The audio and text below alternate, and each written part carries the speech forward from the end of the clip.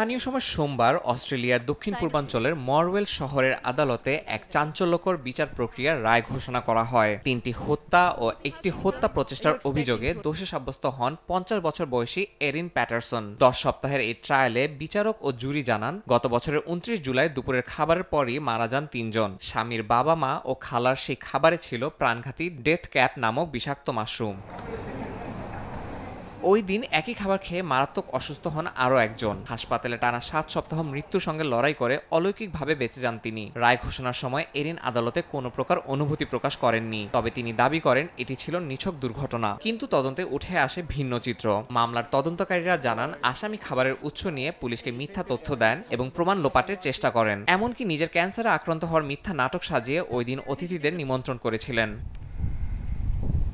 প্রসিকিউশনের যুক্তি, স্বামীর থেকে আলাদা থাকলেও সন্তানের ভরণ-পোষণ নিয়ে তাদের সম্পর্ক উত্তপ্ত হয়ে উঠেছিল, আর সেই দ্বন্দ্ব থেকে হয়তো জন্ম নেয় এই ভয়ঙ্কর পরিকল্পনা। সেই দিন স্বামীকে আমন্ত্রণ জানানো হলেও আসেননি তিনি। ঘটনাটি শুনেই মানুষ চমকে গেছে। মামলার অভিযোগে বলা হচ্ছে এটা আসলে পারিবারিক দ্বন্দ্ব থেকে শুরু হয়েছিল, আর সেখান থেকেই বিষাক্ত মাশরুম দিয়ে হত্যার পরিকল্পনা। তবে অভিযুক্ত পক্ষ বলছে এটা নিছক দুর্ঘটনা, সে ইচ্ছা করে কিছু করেনি। আমি শুনেও খুব অবাক হয়েছি। নিজের পরিবারের সঙ্গে এমন ঘটনা ঘটতে পারে ভাবতেই ভয় লাগে।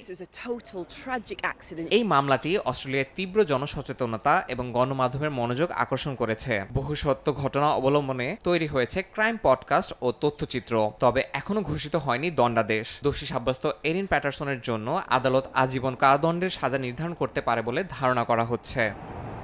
ইয়াসিন মোহাম্মদ জিসান, সময় সংবাদ।